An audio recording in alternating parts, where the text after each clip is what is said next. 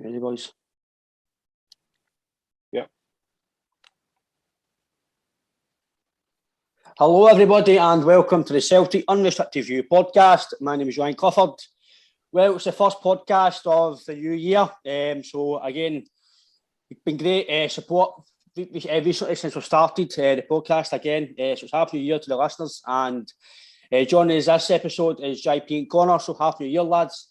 Again, it's the first podcast in the new year. So, obviously, we've done a podcast with Dan, the sports journalist from Japan. New signings have come in quite early doors, and I think by the feedback we've had, obviously through the Twitter and other Celtic fans, it's been quite a big headline in Glasgow. And obviously Dan spoke to us and says, obviously, it is really big news, considering it's happened quite early. And I think, Connor, the first thing I want to speak about is obviously these three coming in. I know there's a lot of rumours about it happening, but I think now it's happened, you can get a bit excited because the Celtic board, you never know, it can linger on. And I think I agree with Dan that we need to actually praise the board in a way because they've maybe listened to Ange, because let's be honest, the board don't know these signings, so they're kind of buying blind, they're trusting Ange, and I think for me it's a very good start to the year. Happy New Year to begin with. Before I go any further, Happy New Year, Ryan, and Happy New Year, JP. Happy New Year to the listeners. So it was exciting that we got that news yesterday, right before, obviously, it's Hogmanay. We're already buzzing because it's Hogmanay, but then you get that wee bit of news that Celtic's done a bit of business, and it's not just the one player we've went and brought in 3 players, which is even more exciting. We might know too much about the market or the players that we're bringing in, but for what I've seen for Kyogo, I don't doubt Angie's judgment on these 3 boys that he brought in. And fair play, a bit of praise to the board for a change, no dragging their feet on some signings. It's refreshing in a way.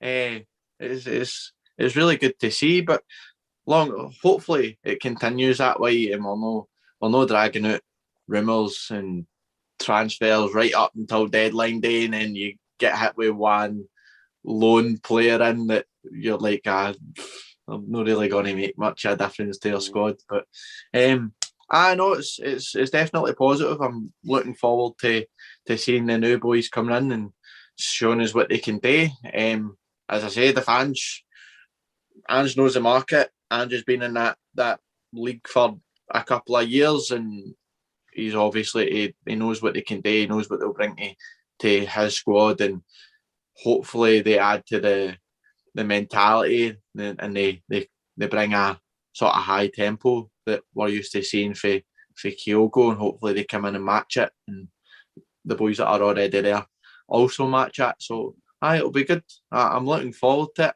And the insight for Dan yesterday, it was a cracking listen. Like, it's definitely good to hear a view for somebody that's there, watches the football regularly, and obviously makes articles on it. So it's positive. I actually says obviously about the podcast with Dan. Again, that for me it was a brilliant insight just listening to him. And like you say, we don't really get to see a lot of Japanese football, so to actually know a bit about them and the kind of culture and everything else, but Japan, it was really interesting. I think it's what Connor says, JP, the fact that we've seen Kyogo, we've seen his impact. You're not wanting to get too carried away thinking you're going to get the same impact that you're for these 3, but I think it's very hard not to think that, because you trust in what Ange is trying to build here, you trust these signings so far. There's no reason not to say that they're going to come in and no do well, because we've no reason to doubt it. No, first of all, lads, Happy New Year, Ryan. Happy New Year, Connor. Happy New Year to the listeners. Hope you all had a great time, you and all your families. No, Ryan, absolutely. The important thing is Ange and all this. Maeda has played under him, so I think that's a big plus. He'll know how he sets up. He'll know what's expected right for the half. The other 2 will probably know for a distance. They've maybe come up against Ange's team, so again they'll have maybe had an insight for the outside looking you know, saying like, oh, this is an attacking side. I know there's been a bit of a, on me what I'm hearing and seeing, reading, there's been a wee bit of a drop-off for Ange's left for Yokohama, which is only obvious because obviously you see the impact he's had with us in such a short space of time. I can only imagine he probably had that over there. Again, Dan been on last night, absolutely brilliant hearing him, giving a brilliant insight on the league, things that we didn't know. And obviously, I think the one we can take from Dan, especially speaking, is that this is an absolute heist, he called it. I.e., more or less, we should be wearing a mask because we have absolutely robbed the J League here. And that's music to my ears. I don't know about you boys, but yeah, definitely. And I know I picked up on what he says as well regarding Kyogo. I mean, to me, £4.5 million is buttons in comparison to what you see in England and other leagues and spending on players. Pinnacle of that's one of the top fees they've had for a long time on any player, and no wonder this is a total heist. Because you spoke to him about it, Ryan, and Danny says that the three of these guys are coming in for under 5 million. Roughly about 5 million, he says, mate. Aye, that is absolutely frightening. He spent £5 million I think on Maida. I think Maida's 1.7 after the loan deal, but I think the way the loan deal works is I think it's basically the deal's done, but it's an initial 6 months. But Celtic have got to buy him. I think Celtic need to buy him no matter what. I think that's. I don't know the full deal, but I think it's an obligation to buy. It's a compulsory deal. So basically, it's a different thing, Connor. I was reading about that myself. So basically, Celtic need to honour it and do it. So you're just hoping he does come in and hit it off. But like you say, JP, to what I'm getting from Dan, Maida might be the one that's going to hit the heights. Yeah, and probably he's expecting it right away. For what I picked up on what he says as well. And that's only, again, music to our ears. That's what we want. We want him. We want the three of them to come in and do it. We don't just want him. I kind of got the feeling that Idaguchi's sort of going to be the lesser one of the expectation side of things. He's the one that's maybe no... I know he's surely apologised to the Gamba Osaka fans, saying that he's really sorry he didn't hit the heights what they expected from him. And Dan mentioned himself, he's not showed for him since his 2016-17 season, I think he said, that got him over to Leeds. Listen, that's neither here or there. It's what he does with us. That's all I care about. If he comes here and he does well for it, then hats off to Big Ange again for pulling another rabbit out of Magic Hat. And like I said, boys, it can only bode well for... See, no matter what happens now, I don't know about any used to, right, or anybody else listening in. I trust that guy 100%, because see, up to now, people might say, Giakoumakis, no, but I feel sorry for the big fella. He's not really get going. He's come in late in the window. I'm not judging him yet because he's not really had a proper chance to show us he either going to cut it or he's no. I see guys like Barkas.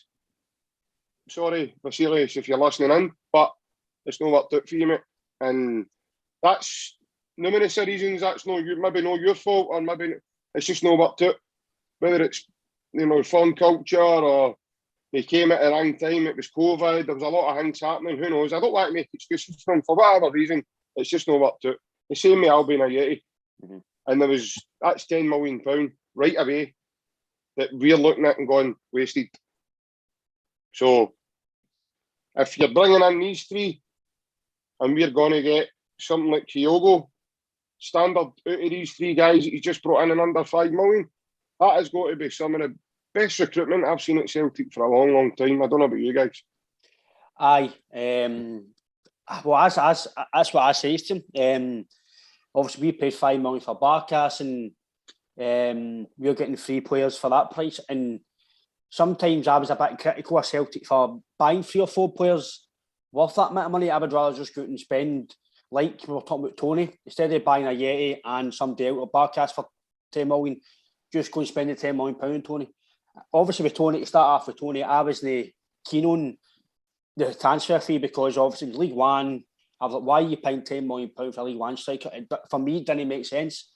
But the minute I found out about a Yeti's transfer, a Yeti was like £5 million and Tony actually went for 6 plus add-ons. And then I was thinking, well, if that was the case when we found out Tony was in Parkhead, I'd have rather just paid the £6 million and go to Tony, who at least in a way was proven in a sense he was playing at Peterborough, he scored goals. A Yeti done well with Basel, but didn't even play with West Ham. So it was a kind of, at the time I didn't think it was a gamble, but then when you look into things, it was a bit of a gamble. But on obviously Barca signing for £5 million, you're getting these three guys corner for that price. I was normally just like, do you know what, Big Julian, just go and pay £7-8 million and get a quality player in.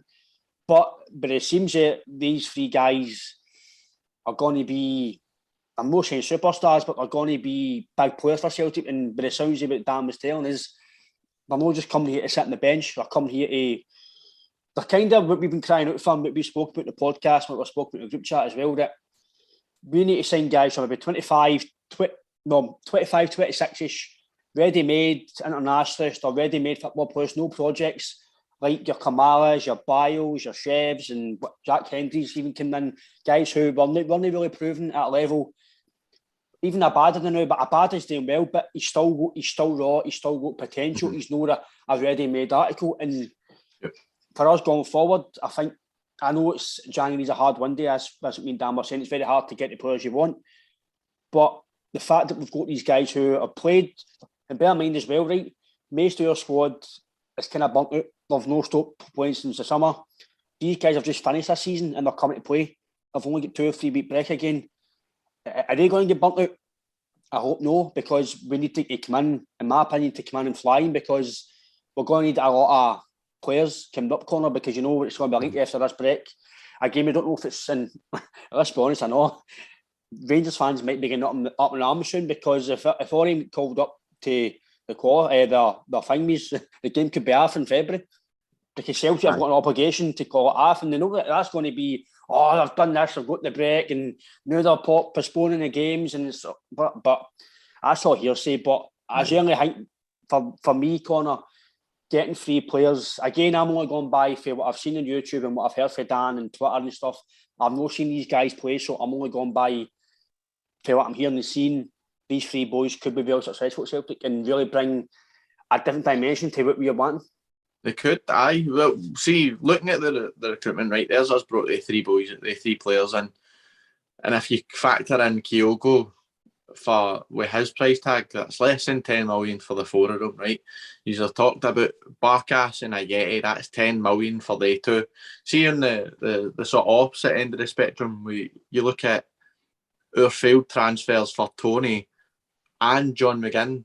That's 2 players that we could have brought in for 10, 11 million, and look at the amount that they 2 would go for now compared to what we would sell Barkas and Ayeti for, because they've came in absolutely flopped. Like they've no took their chance at all, and like you're looking at Ayeti, his chance to make an impression was last year and even this year to an extent. Like if he worked hard and bought into the ideas and really went for it, he could have been in with a chance with our squad, especially with injuries and all that. Like he could have been like, no, I'm here to show that I'm worth the 5 million that we paid for him, but he's no. So to me,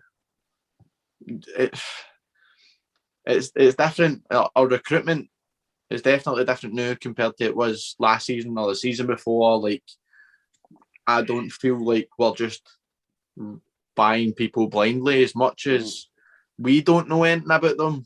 Ange knows about them really. Like he knows an awful lot about them, and he's not going to bring in players that aren't going to fit his system unless he's told to. Unless it's like the one that we all thought, that's not an signing in McCarthy, but even McCarthy's come in and he looks as though he's kind of bought into it, and any time he's been on the park, he's not been awful. He's not been the worst player on the park. I mean, there's players that are at Celtic that they're just not going to work in that system, like Greg Taylor or Mickey Johnson. Mickey Johnson. But, like, do you know what I mean? These three boys, he's brought them in, he knows them well, he obviously knows Maeda for working with them. The other two boys will know exactly what to expect. They'll have spoke to Kyogo, they'll have spoke to Maeda, or whoever else was at Angie's last team. So they're going to know what to expect, and I reckon they're going to put everything into it. And two of the three boys that we've literally just signed yesterday have also played out with Japan as well. So that's experience that will probably bode well. Maeda played in Portugal. I'm sure it was Ideguchi, played at Leeds and then went to, did he know do a stint in Germany as well? I think it was again at Firth, aye. So it's not as if they've only ever been restricted to the J League. They don't know how to adapt to playing in other leagues or other styles of football and all that. Like, Ange knows what he's doing. I'm fully on board with JP. Like, I'm behind him 100%. If he's, and for what Dan said yesterday, Ange has a block of marble in front of him, and he'll see one thing, we see nothing. And we won't see anything until he does create that picture for us. And I think he will get there, but we need the board to continue backing him. In terms of what JP was saying about Giacomakis as well, I'm not judging him either, because he expressed a desire to leave his last club and they didn't even give him a pre-season. And then he's came into us late on in the transfer window. He's had to try and get up to speed with our squad at the time, and then when he has came on, he's got injured, and that's just been him for there. But I still think he'll have his chance to prove what he's made of, and if he wants to make it work at us, he needs to do what Ayeti didn't do and prove it and show us what he's worth. See, obviously, what you're saying with that, last year we had basically with Edward, Griffiths and Ayeti. Ayeti and Griffiths were never really up to the standard. They were unfit, they were injured, and here and there. So we were really stuck with one striker last year. I know Elanusi was in and out, but Edward was really the main striker, and when he wasn't on form or he's injured, you were snookered. But when it seems that again, I'm only going by what we're hearing and seeing, this guy Maeda is going to be very, very decent, similar to Kyogo, and I still believe Giacomakis, for what I've seen for Giacomakis before, and even these wee small stints I've seen him play, I see he's got something, and I think he's another guy where, like you're playing Livingston. Brings something different. Like you're playing Livingston, see how Many games has he played, Brian? Many games has he featured in? Maybe 3 or 4 or something like that, mate. I think he's played. He's got a goal. Aye, I think Ferencváros away, Livingston at home, and I'm sure he can only a sub against somebody else. 3 or 4 games. St Johnson, he started under it. He scored the 2 game against St Johnson. But even then, when he has played, he looks at, he gives us something different for what Kyogo gives us or whatever. He holds the ball up, and he knows that's what he's today. He's to hold the ball up and bring other players in, get us up the park, hold it up there, and then bring in your midfielders when they eventually get up to support. Like, it does give you that other option, and you can see it in the 3 or 4 games that he has featured in. But I'm a big fan of him. I like him. I know I'm saying this kind of blindly because I like him for what I've seen, and obviously, as we've spoken about on here plenty of times, his goal record in that league was phenomenal, and that's not a main feat. That's no main feat. That doesn't just happen. You've got to work, and you've got to be a good striker in that league, because it is a hard league. Every team can beat anybody in that league, and there's always a lot of goals, and the team were above the league, and he's done well. So I think we've got a snip with him as well. I think he will get a chance, because I think when it seems that the guys that Anne signs, I think he's going to play him. So because obviously he's signed Kyogo. I think Ange is looking for rotation. I think overall Ange is looking for rotation to stop the fact that everybody's playing the same every game. The Turnbull's had to play every single game, now he's ended up paying the price for it. Jota played every game for he came in, he paid the price for it. Kyogo's more or less played nearly every game for he's come in, and actually a couple of times he's had a wee injury, a wee spell out the team, I know if you remember as well. And then he came back, and then he came back against Leverkusen, and then he got injured again. And for me, even the cup final where he got 2 goals, now I don't want to disrespect Hibs, but I know he was excellent that day, and his 2 goals were peaches, but he wasn't 100%. I don't think. No, he wasn't. And that's not being disrespectful to Hibs. He just took his game. He was able to just go to another level to find A2 finishes, because I've said it on the previous pod. He's absolute quality. His first touch is unbelievable, and he's a finisher. He knows where the goals are, and you don't need to be 100. See if you're that good, you don't need to be 100% fit to produce that magic. All you need to do is be fit enough to be on the park, to be able to produce that. The rest is just all, it's just all down to your conditioning and everything else. But that comes with hard training and putting in the hard yards, as managers would call it. I think the thing, obviously, with these 3 guys signing, JP, the impact for Kyogo, and obviously it was big news in Japan when we signed him, and it was a bit of a shock that we signed him, because according to what we've heard, Maeda was actually the target really for Celtic. Yeah, I was shocked to hear that. That's what they kind of thought they were going to sign. Yeah. No Kyogo. It seems like Kyogo, not just he was out of left field, he was out of left field fair there as well. It was like, oof, they weren't expecting that. And to be fair, like I says to Dan, like him and Abada, never heard they transferred, but they basically signed that day. They were out the blue. And 9 times out of 10 with Celtic, you roughly heard a day or 2 or 3 days before it's in the papers, but these 2 weren't in the papers at all, and they signed, and you're thinking something is changing here, because like you spoke about before, JP, teams were getting leaked last season, everything was getting leaked now, and nothing's getting leaked. We don't know nothing anymore, unless Ange comes out and tells us something now. We don't really know nothing, because even the board are keeping hands shut now. We don't hear nothing. When Mackay was coming in, stuff was coming out, but as soon as Mackay's left, nothing's come out. And again, I like it, and I don't, because obviously as fans we want to know a bit about what's happening.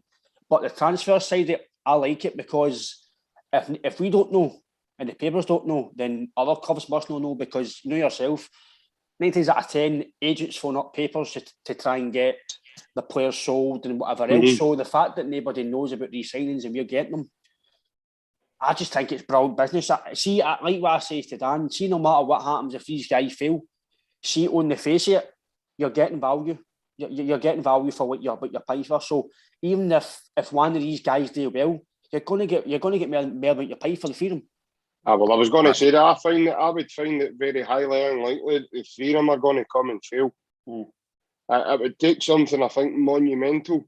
They're 3 talented boys. For what I've seen and the evidence that I've seen on different various apps and stuff, and looking at their analytics and things that I've saw, they're 3 real talented boys. Hatat, Maeda are both 24, and Ideguchi's 25, so they're probably not even at the peak of where they are in career terms. They've got bags of talent between the 3 of them. The 3 of them are different types of players as well, which is a massive bonus for us.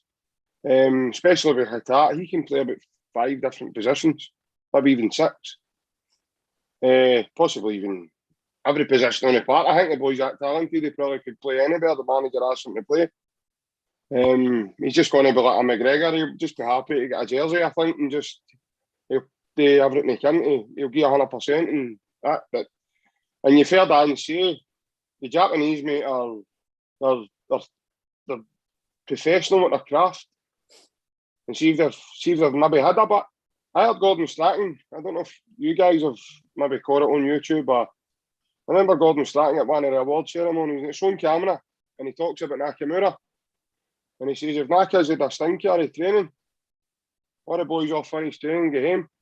Naka used to go and get changed, go up into the gym, do a bit of upper body work, came down, started hitting a ball. He'd be there at about 8, 9 o'clock at night. Floodlights would have to get put on just for him. He'd be practising his free kicks, his accuracy, his timing. He'd maybe have 1 or 2 guys then get introduced to help him, deliver balls to him, to catch on the volley. They're perfectionists, mate. And that's what you're getting. You're getting hard work and determination and grit with these guys. Maeda, for what I've seen, isn't frightened to get in about it. He's back to goal. He's strong. He's a sturdy wee guy for the size of him. A bit like Kyogo, he doesn't give people a minute. And I think teams are going to find it really hard now. They were finding it hard already with Kyogo. This guy's quicker. So they're going to find it double hard to deal with. Sorry, dealing with maybe one or two of them. But you've got Maeda, Kyogo, Abada, Jota. That is absolute frightening. When was the last time Celtic had a front four of that sheer quality? Probably since O'Neill, wasn't it? De Canio, Cadet and Van Hooijdonk. Sutton, Hartson and Larson, wasn't it? Well, there you go. You know what I mean? And I would say Sutton, Hartson and Larson were brilliant at what they've done. Larson's the best I've ever seen at Celtic Park, but they were brilliant at what they've done. But see Cadet, De Canio and Van Hooijdonk, they were dead. You knew something. It was like the way they three other now. Kyogo, Jota, Abada. Something's always going to happen. You get that buzz. You can feel it. It's like adrenaline kicks in because you know something's going to happen in a game. You keep one or two of them quiet, and then you go. Kyogo, boom, boom, 2 goals against Hibs. That's what we've got now, guys. Maeda is going to be the exact same. He's the same type of player as Kyogo. Only difference is he's probably a tad stronger than Kyogo as in physical. He's able to hold a lot of bigger guys off better. Kyogo and Madonna and people, he's done too easy. And maybe he does, but that's part of him. But they've all got big personalities as well, and that's key. And I think one of the key points in all of this, guys, is when we come back for this break, Big Julian's back, I know. And see if he's anywhere near ready to play. He's a brand new signing. Aye, I would say that it's.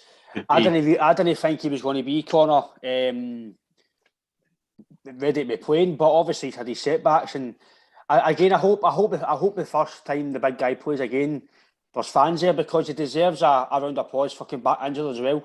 He's obviously had a tough time, and obviously he might not be able to admit it himself, but he's probably struggled mentally as well. But not be able to listen.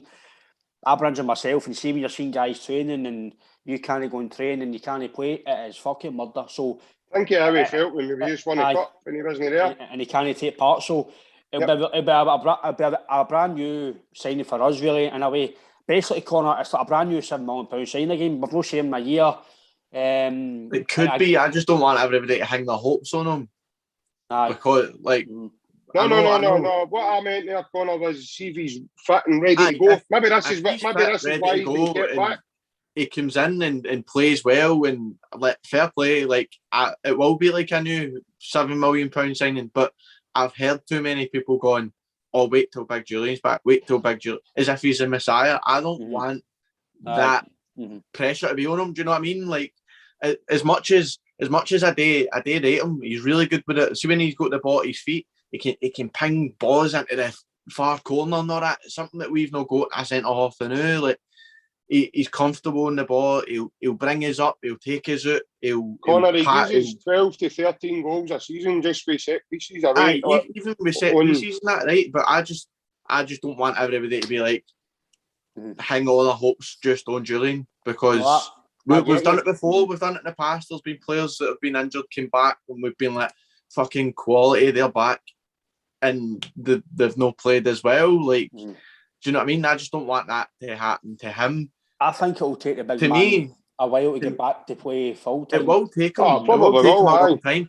I hope that the one thing that I hope that he gets out his game, and I've always said that he's the only centre half I've ever seen that's too easy to go down. Like he'll feel a nudge and he just throws himself. He looks for free kicks. I've never seen a centre half look for free kicks. I've only ever seen a centre half fucking wipe people out, take and give away free kicks. I want him to take that away from his game. If he takes that away from his game, I know what you're saying, mate. I think maybe sometimes he's for the size of him bullied off Lyndon Dykes. Let's be fair, we've said it before. I generally think Lyndon Dykes got his move because of the 2 games. Aye, 100% he did. And there was even Celtic fans going, why did we not sign Dykes? No chance. And then you're going, oh, well, we should be looking for a player like Dykes. And I think that's what we could have in Giakoumakis. But I think with Julian, I just want him to cut that one bit out of his game. It's the only bit out of his game. If he comes in, cuts that out, and hits the ground running and steadies us, our back line next to Carter Vickers, with, I would say, Juranovic and Ralston, I think that would be your strongest back four this season. Connor, my point of that one is, see, he is back and he's fit, right, and he's ready to go, the big fella. I think he gives you the option of what we saw. But by the way, that was a massive surprise to me as well. Ange went to a back three at Perth just before the break. Now, having Julian fit, you can play three centre backs. Oh, come on. It just gives you that option. Right away, it releases Juranovic or Ralston and Scales or, whoever he's going to play on the left. So right away, it just releases him to help Jota, Abada, Forrest, even if Forrest is fit again. Or I know people have got their doubts about whether he's going to have a return to, great form the way he showed in previous seasons, but we hope he does. I'm not going to write him the off. I don't want to write him the off right now. But I think that back three, it totally threw St Johnstone. I don't think they when the game started, they're going, what the hell is going on here? The Celtic started with two forwards. Through the middle, Abada and Kyogo were the two forwards. And they're going, what the hell's going on here? You could see it. They weren't expecting it. And Stevie May was up there against three big lads. Aye, okay, he might get a bit of joy with one of them. He's not going to get a joy with. He's not going to get one. So teams will need to change. See the way they're playing as well. If Celtic can throw that curveball every now and again, well, he's not going to back foot. Leave teams second guessing. You don't know what's coming next. I thought that was brilliant, Big Ange. Just before the break, I don't know about yours, but Julian gives you that option to, to go in and comfortably play a back three. I think the fact that obviously came in, it just gives you more options. We've been struggling for centre backs this year. Obviously, Welsh is coming in again. So you've really Starfelt, Welsh, Vickers, and Julian. That's really, I would say, if you're 4 or 5 defenders. So I don't think we would need to sign. If Julian's fit when we're back, I think we're covered in the centre back area. I don't think we need to sign anybody because I think, like maybe JP says, unless we have another ridiculously unlucky spell, the chance of 3 or 4 get injured at one time, it's not going to happen. But I think I know there's rumours of maybe another winger or another defender, but we don't know if that's just rumours. But I think for me, Connor, the fact that Julian came back is it's just squad depth. It gives us another option, and it's no. For me, Julian's he's not a squad player. So you're bringing a guy in to play. So if Starfelt's got to step out, Julian can step in. If Vickers has got to step out, Starfelt will step in. So you're kind of in a way replacing quality with quality in a certain way. I know Starfelt's got doubters, but he's done well in some games. Some days that's just maybe the way he's going to be. But we know he can play to a degree where he's going to do something for us. So you've got three quality. Well, I would say 3 decent centre backs anyway for us now. And if 3-3 did play at the back, you did go to a 3-5-2, you'd be comfortable. If it was Julian, Vickers and Starfelt, I'd be comfortable. I'd no qualms about A3 playing anybody. And obviously, as JP says and you says, it gives Juranovic and Ralston to go, because I know Ralston's done really well and there's no reason why he shouldn't be playing, but I just really, really rate the big creation. I really rate him. I know fans might listen to this, or fans, I know I've seen it on Twitter, they've been saying about Ralston's, you can't knock him, this and that. I know you can't knock him, but see, if the two of them are fit in their own form, Juranovic plays, in my opinion, all day long. But Ralston's done nothing wrong. So again, it's a dilemma that Ange's got. But Connor, for me, it's a brilliant dilemma as a manager, because you've got two. I would never say this, but Ralston's so far has been quality. So you've got to see he's a quality right back. And I've said to recent pods that he should be Scotland's right back now. He's earned it. We've all gave him a bit of drip and criticism. which, let's be fair, it was probably right because we didn't think this was the situation we were in, but he's worked hard and got himself back to the team. And again, you've got to, we've obviously applauded some now. There's no reason why they can't prolong his career at Celtic now and be the right back. But again, you've got Janovic here, who has been signed to be a right back. But I think we all know he was signed because they thought Ralston was going to be away. We all know that. And then Ralston's come in and been amazing. So it's a good dilemma on the right back. The left back situation with Scales, Taylor. Scales is obviously what can improve himself. I've been impressed with him a wee bit. He's done okay. I've been liking the look of him as well, mate. He's in the reason to get trapped as well. He played well against St Johnstone. Taylor, again, I know me, myself, I give him a bit of criticism, but let's be honest, he's steady enough for the SPL, but I think going forward, we all know, I don't think he's going to be longer term for us, right? I know he's got a new deal, but obviously Ange rates him. So again, like we've all said, we can't really criticise the manager of who he's playing because I know we're 6 points behind Connor, but so far we've just got to do everything we can to Ange because obviously the board are backing him and we've just got to back him the next 5 or 6 months and just hope that we get what we expect in the season. Aye, well, this is it. He's obviously seeing things for players that we don't see, and it's down to the players to then go and justify why they're being picked. So if whether it be Scales, Taylor, Montgomery, like they're obviously doing something right to be able to get into that side because we've got players that can. We've got Juranovic that can go play left back, and Ralston that will play right back, and then that's us sorted. But obviously, he's not going to want to do that. He will. I do believe he's brought Juranovic in to be our first choice right back. I've maybe been forced into playing him in the left back position because of how good Ralston's form's been, and obviously the injury to Greg Taylor hasn't helped. Young Montgomery, as much as he could be a good talent, I still think that he's got a lot of learning to do, a lot of maturing to do. Scales, when he's featured, I've liked the look of him. He's direct. He brings us up. He wants to get involved. He wants to be in the ball. Happy to take players on out wide as well. So that's positive signs. But again, he's no old either. He's still young. Do you know what I mean? So he'll still have learning to do and maturing to do too. But for what you're saying, I think you get a fit Juranovic, a fully fit Ralston, both at the peak. Juranovic plays right back all day, every day. With Ralston, in terms of the Scotland thing, well, he's better than O'Donnell, 100%. He's better than O'Donnell. And as much as people go, oh, Nathan Patterson, he's this massive talent in Scotland. Like we see him at Gone Merlin for Merlin, what Tierney went for. I don't understand how people can say it when he's not even getting in ahead of James Tavernier, who has yet to actually win a trophy while being on a park. Because when they actually confirmed winners of the league, he was injured. So, and I get that he's the captain. It's not very often that captains get dropped. We're not going to go out in debt to McGregor. We never really done it to Brown. Maybe towards the end, Brown didn't feature as much, but for somebody to have all this talent to potentially go for Merlin Tierney, you need to be able to keep players like James Tavernier out.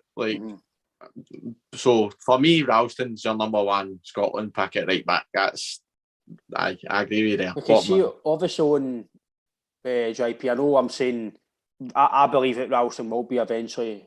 Juranovic is obviously both to be right back, but I know we're saying here, well, me and Connor anyway, that Juranovic is obviously he's got the better pedigree, blah blah this and that, but in a sense you can't knock Ralston as much as we're saying Juranovic might be the better player. Ralston's shown his quality now. Ralston has shown he's a very good player, and so Ralston in the past now is forgot about. Ralston's no Ralston who he is anymore.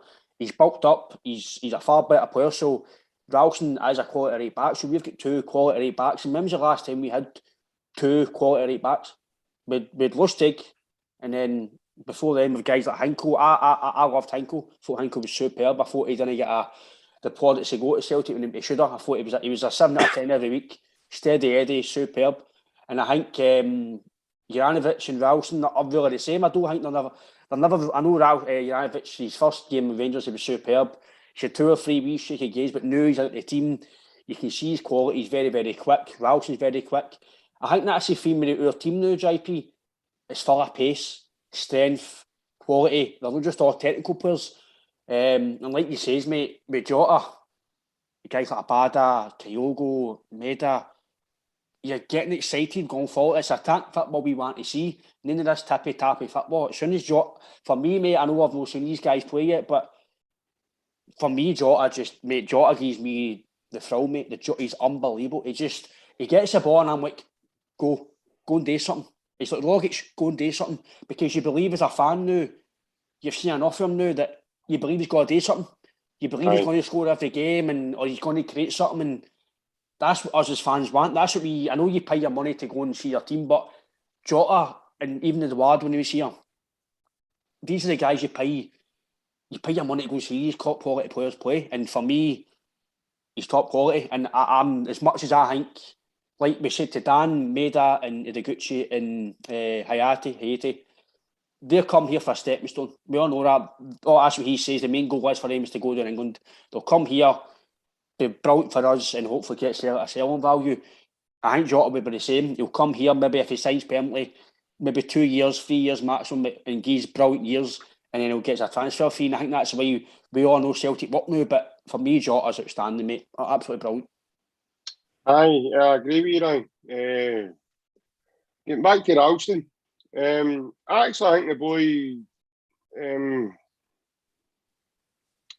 I actually think Juranovic was signed before the surprise of Ralston, because when Ange took here, Ralston was the only fit right back we had at the club. We had the boy Lee O'Connor. Yep. He played man of the friendlies, and he just looked miles off that level. For what I've seen him anyway, he just looked miles off the level. I think it was a Preston game at Parkhead they brought on. I can't remember, mate. I know he did play a friendly, but I can't remember the game. They beat us anyway, remember? And they didn't beat us now. But they beat us then. And but he wasn't. Ralston just fitted in like a glove. You could see for day one under Ange, Ralston just did what he was told. He did what he was asked and did what Ange was telling him to do. And up to now, you can see his progression. Juranovic was bought for squad depth, probably in the one I own. He's got to be my first choice. Nobody expected Ralston to be what he's been. And it wasn't long ago, I remember a boy getting an absolute doing off a vast majority of your support. And the boy's more or less stuck his 2 fingers up to everybody. And he's got a new deal with it. He signed a year's extension. And you're just going to be cover, son, if we need you. And the boys went like that, do you think so? And he's got in and he grabbed the jersey. But we're all saying Juranovic is going to be first choice. When the two of them are fit, Juranovic plays at left back. So what message then does that send to the fans? Ange plays Ralston at right back and he moves Croatia's number 1 right back at the left back. I don't know how it could be made any more clearer to the Celtic support. Ralston is obviously well rated, and I don't think very easily, unless he does something miraculous now, that he's going to come out that team anytime soon. If he's fit, he plays. I don't want to commit the team. Neither they are, Connor. No, I definitely won't. I like seeing him on the team sheet. He's not going to be long term. He's not going to be this. Well, he is long term because he's been playing. He's played again. He's another one that's nearly played every single game. And if he's come off the bench when he's not been playing in the actual game, it's he's been on the bench for. So, for me, he's a mainstay in the team. And getting back to what you say, Ryan, about the 2 right backs, the last ones I can remember is probably Lustig and Adam Matthews. Yep. And they two were good. They were two were And good. Adam Matthews gave us quality service when he was here. People might have their doubts and say, No, he was he good. was this, he was I that. rated him, I thought he was a man. I brilliant player. really rated him. Very technical, good on the ball, good going forward, rapid, fast. The boy I know to catch Messi on the hop. Like at left back, by the way, Celtic Park. I was there that night. Their 125th year anniversary, and we beat Tony Watt, scored the winner. Yep. Big Wanyama scored the first goal. Adam Matthews was outstanding that night. He played left back. So, and by the way, we beat them with Effie Ambrose, my team. Any Barcelona listeners are listening now, by the way. Miku was up front. Aye, because Hooper was injured, wasn't he? Oh my goodness. That just shows you how good we were. Chris Commons was playing most of the game, like sort of left wing back, because he had to fill in. Adam Matthews forgot he had to defend. Again, he loved going forward.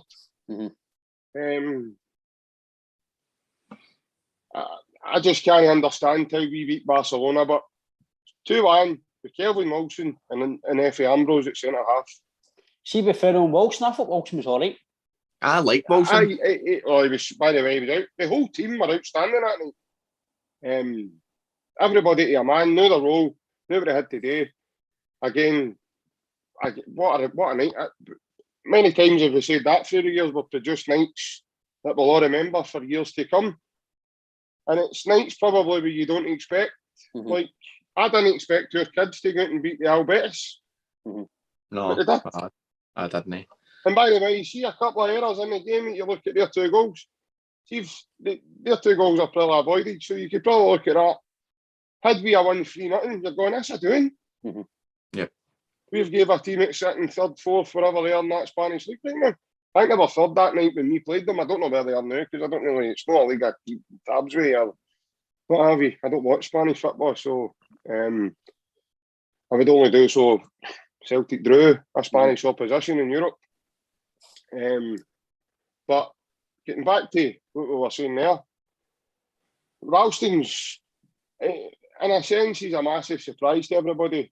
But I can't say I'm no surprised to an extent, because I thought when Brendan brought him in early doors, he showed promising signs. Then he got a bad injury, and he went right off the boil, and get shipped out and loan. Then he gets shipped out and loan again. And he's obviously went away, and his missus gave birth to a baby, and he thought to himself, hey, I need to get my head together here. I need to get myself together. Got a family now.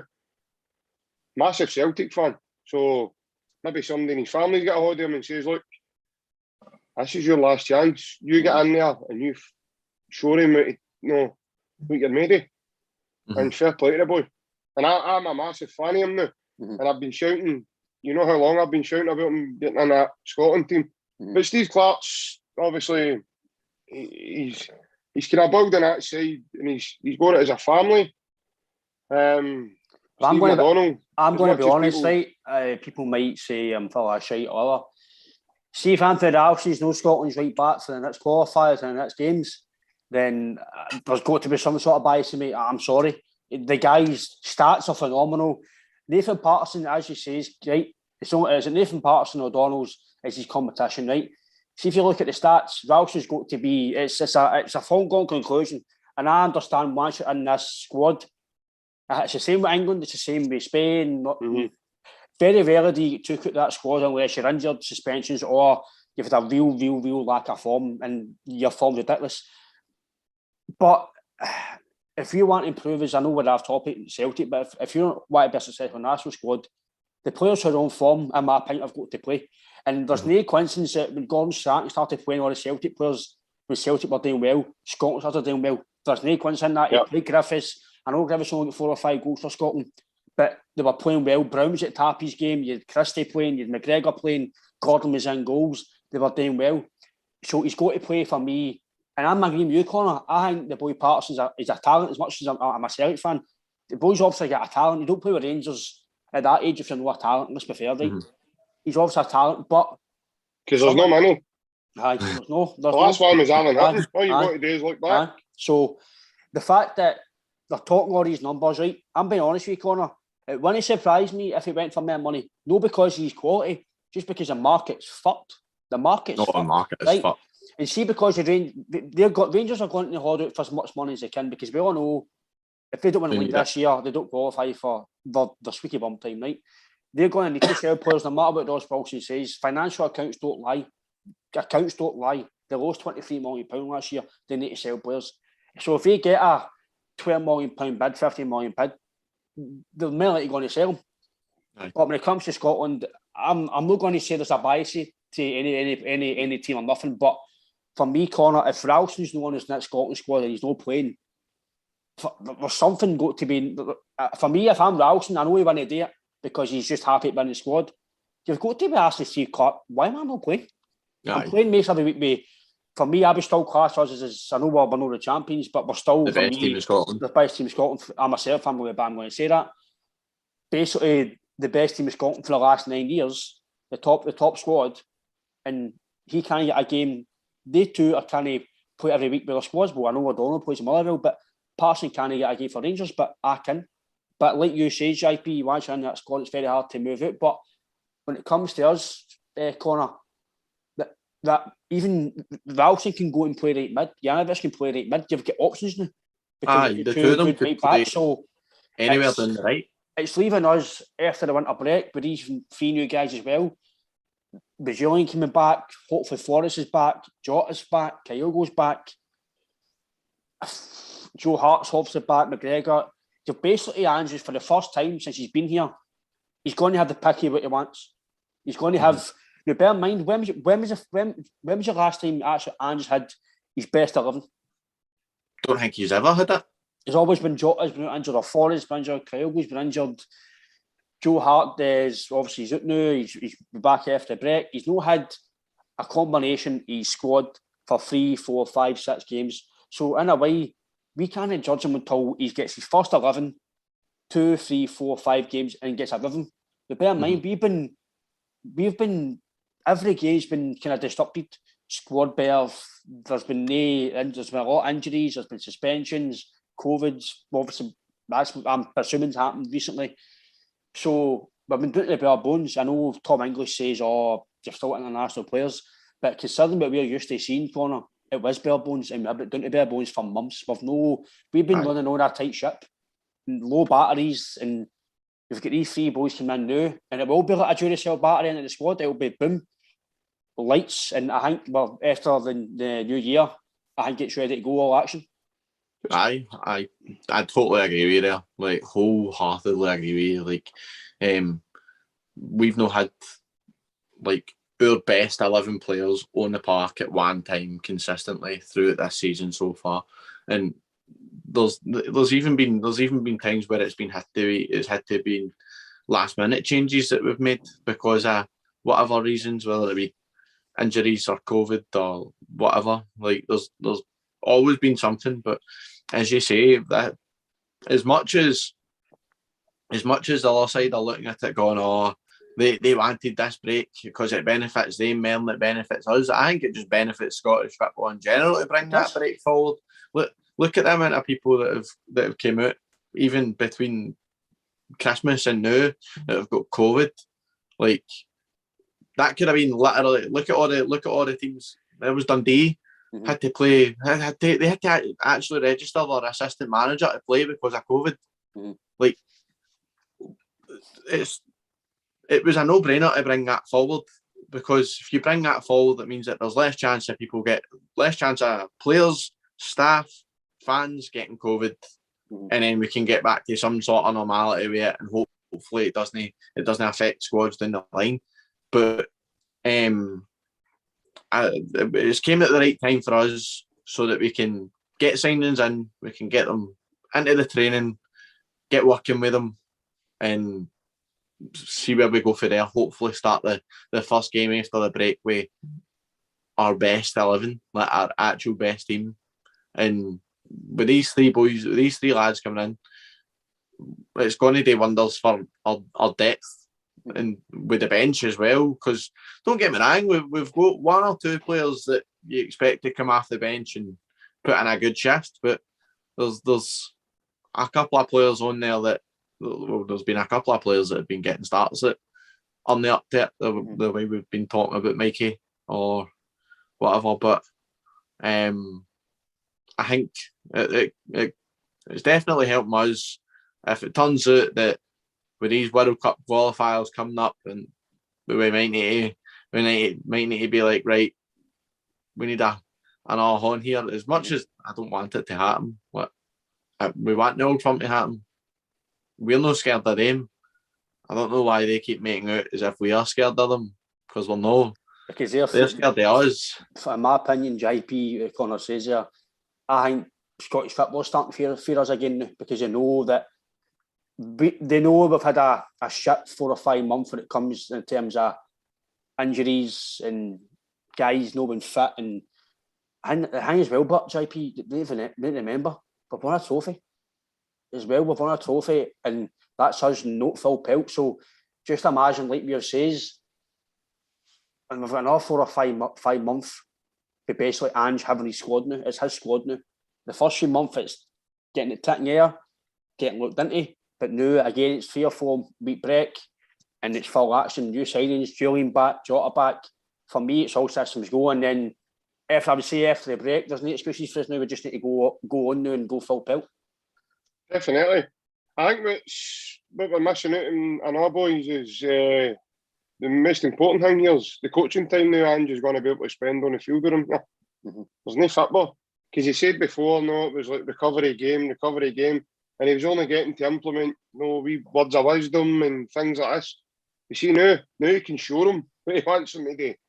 Now you can go on the training field and spend hours doing like tactical stuff for them and working with them and showing them things that maybe they've not already covered. Because let's face it, when he came in the summer and he started when he was mic'd up and all that, all the big players weren't there.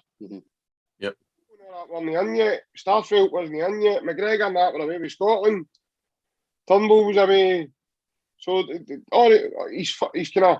he's mainstream. It was all the young boys and Edward who didn't get picked for the national team or hadn't went away anywhere yet, and so it was all to do with it was all the young team as they call it.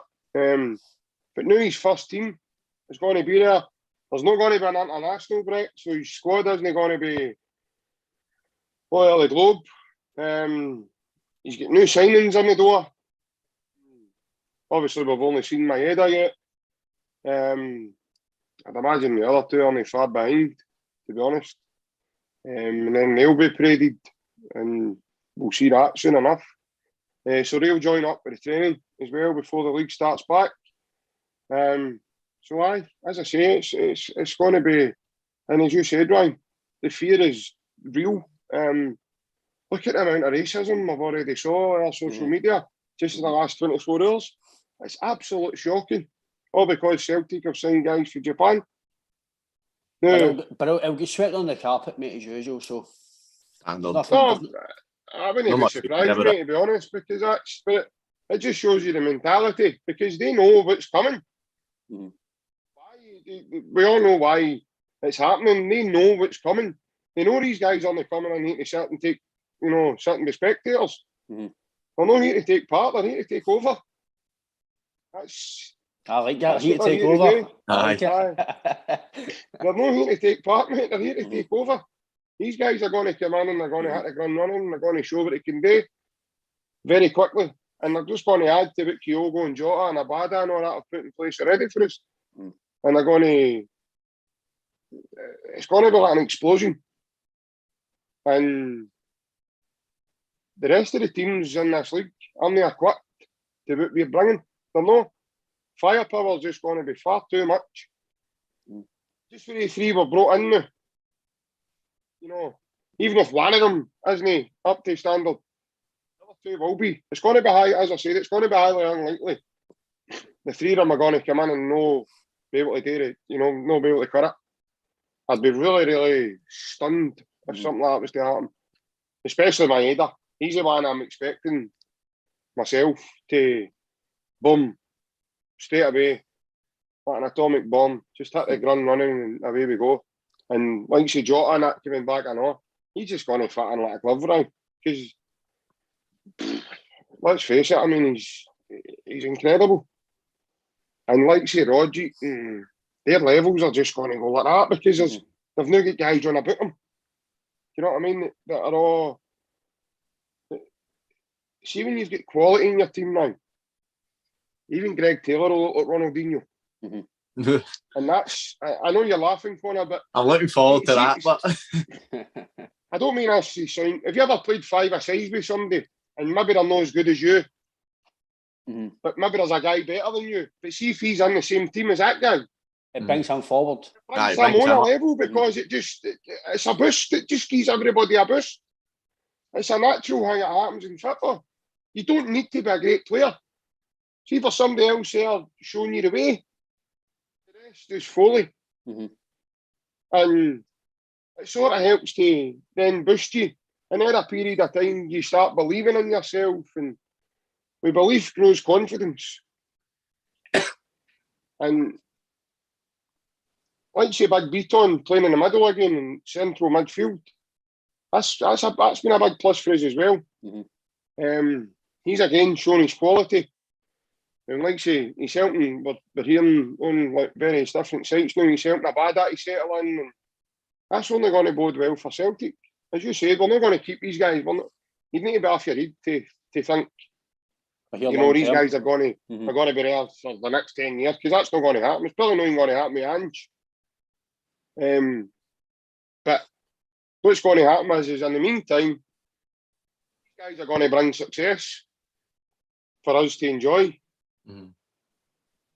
Aye, okay, it's only short term, but everything's only short term. I've said it before.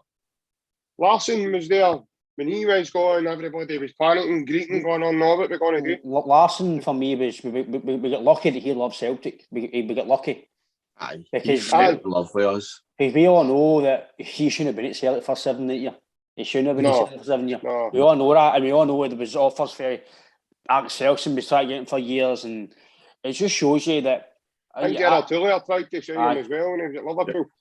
And obviously on a bit of fun party start of the year. Obviously we have spent a lot of money in flops. When I say flops, we've spent a lot of money in players who have failed. And I think I like today's, as I say, sees to get a 5-a-side team together on guys who have spent money on who have not done well. Because let's be fair, we've just spent money on 3 players who might do well, and we've spent players for the same amount of money as that on like Barkas. For me, Barkas, the only reason he's in my team is because the money we spent on him. £5 million, he's failed. For me, it's an absolute no-brainer. Up front for me, with Bangura, I think it's £2-3 million.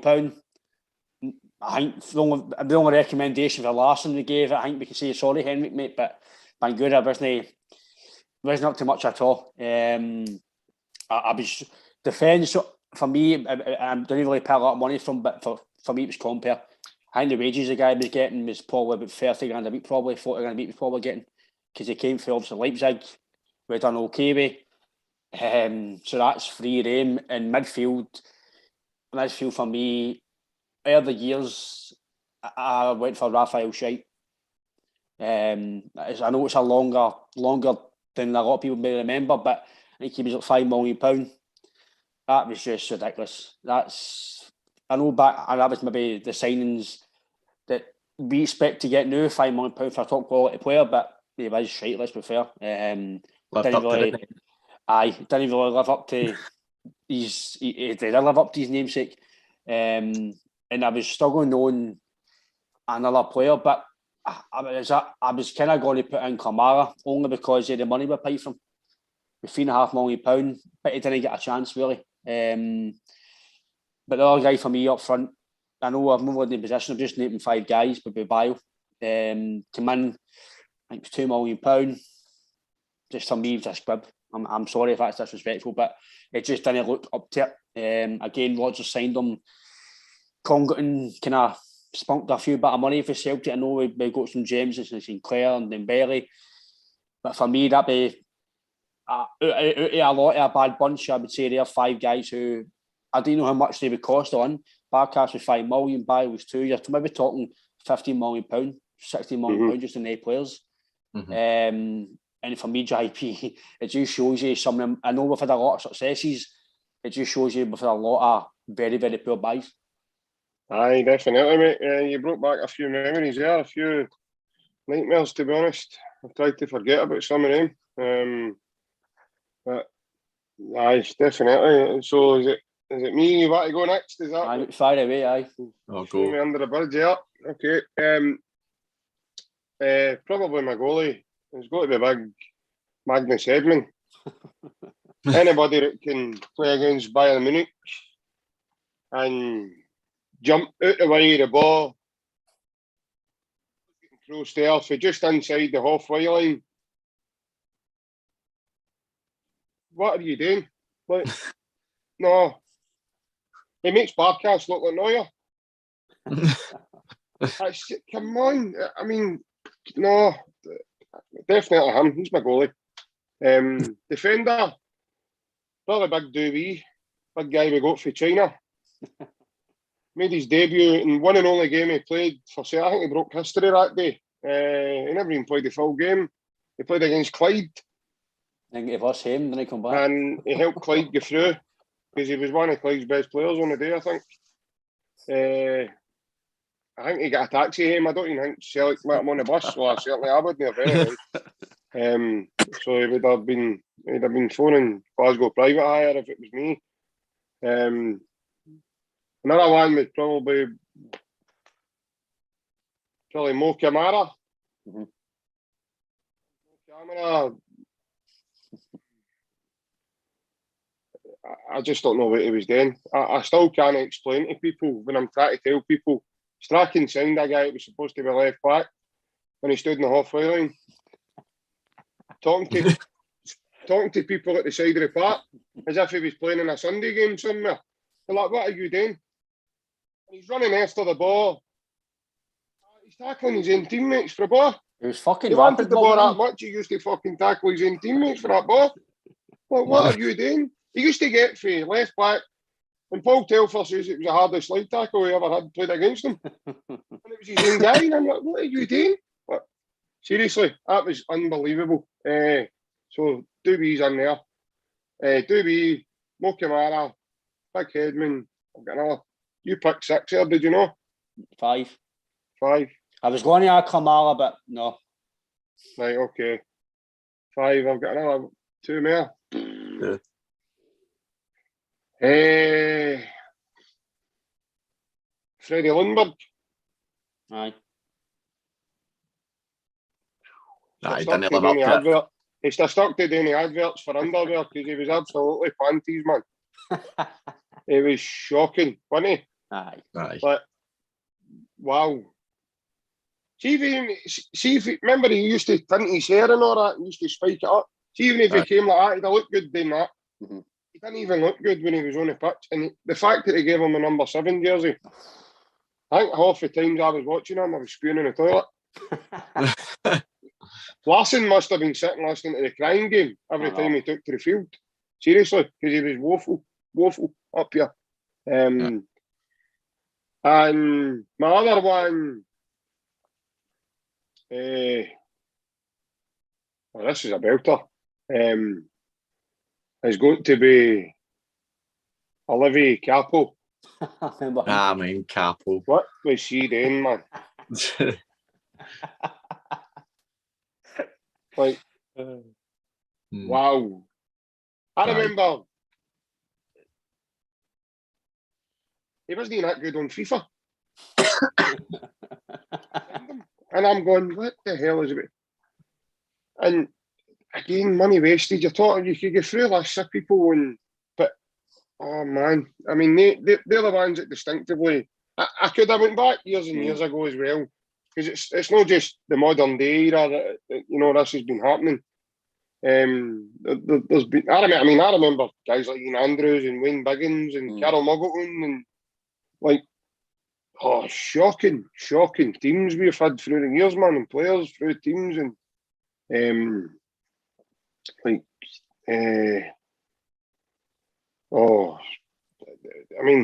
some of these guys, mate, Morten Rasmussen look like Erling Haaland, and I'm not joking.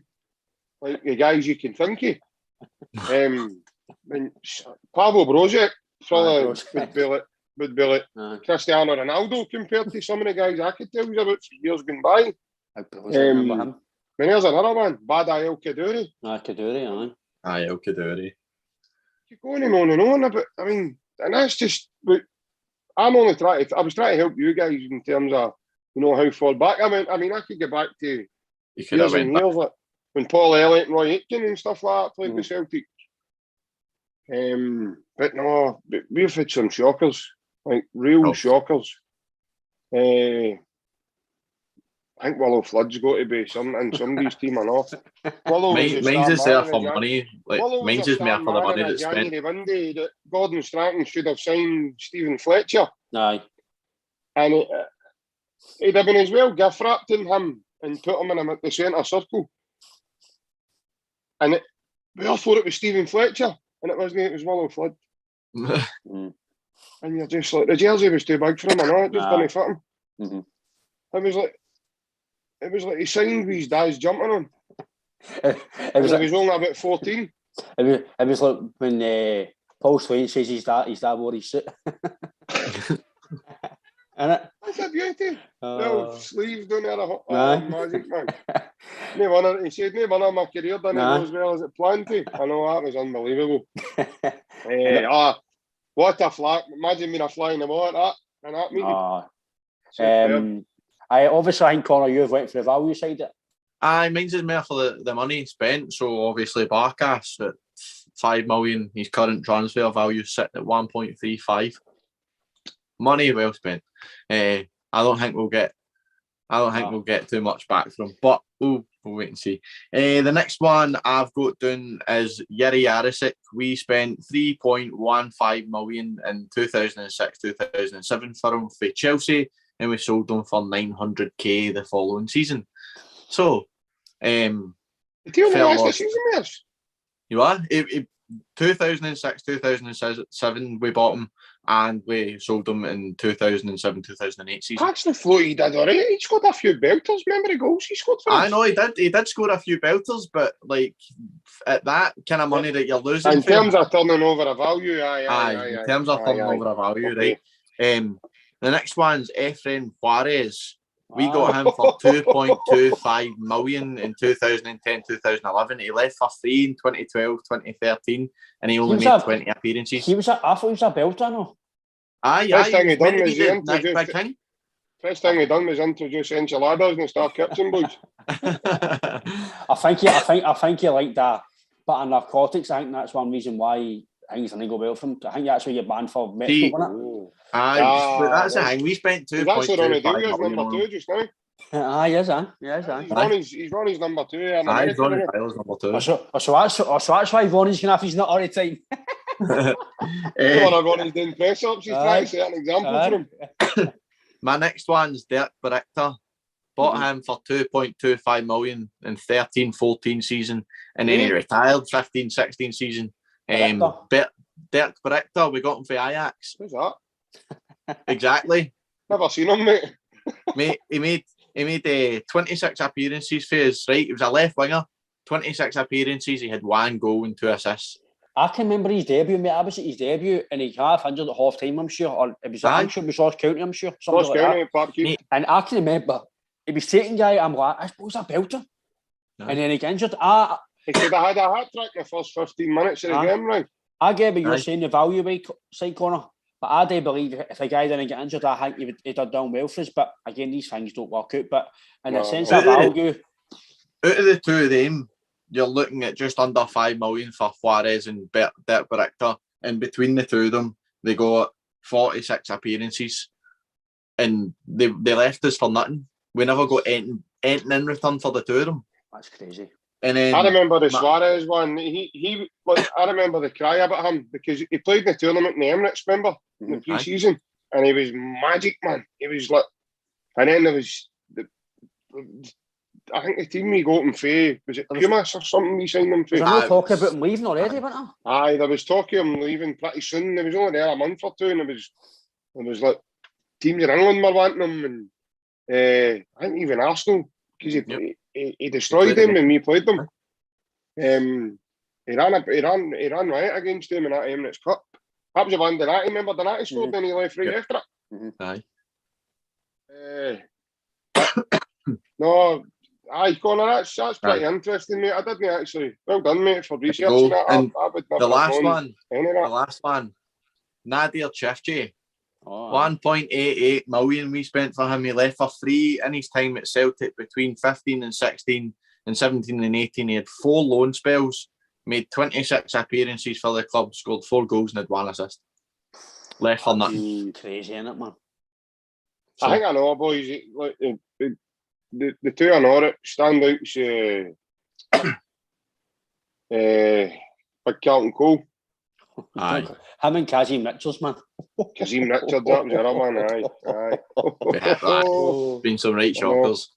You can actually do a podcast on that, just talking about that, because it's... No, I know. We could. Just about the whole... I think that's something we'll need to do, because you laugh. Everybody wants a laugh. Look at we had Amido Baldi and Timo Pukki at the same time. Amido Baldi and Timo Pukki at the same time. The two of them couldn't kick their own arse for us. And look at Pukki now. I know. I think that was probably let down as well in terms of, although everybody thinks he's a legend because he scores that goal, we kind of secure the to stop the 10 in a row initially. But he was probably like, I think we spent something like £2 million on him at the time, and I think he went for hee-haw. I don't think we get any money on him. I think he went back to Rosenborg for next to nothing. Bonkers, man. If my memory serves me right. But Connor, well done, mate. I wouldn't even have I wouldn't have known any of that at all.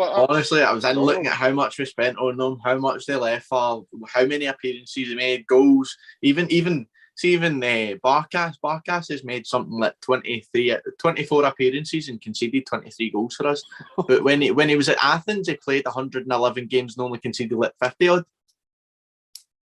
Right, I think we've got one new data analysis, boys. Definitely, man.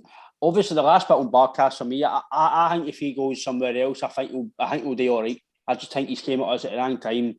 And obviously, maybe the club might move to Wrexham. I don't know, but as JP says, there's a lot of things that went wrong last season. Players didn't perform, but I thought he played all right. I know it's St Johnstone, but he looked comfortable. He didn't look nervous. He looked actually all right. He came comfortable. It looked like Santa broke my bit of ability. Ho, ho, ho. Barkas is back, man. There we go. All I want for Christmas is to come for crosses. Aye. But again, boys, we'll finish on there. A good bit of fun. Again, it's happy year. I think happy year to Celtic fans. We've got new signings in.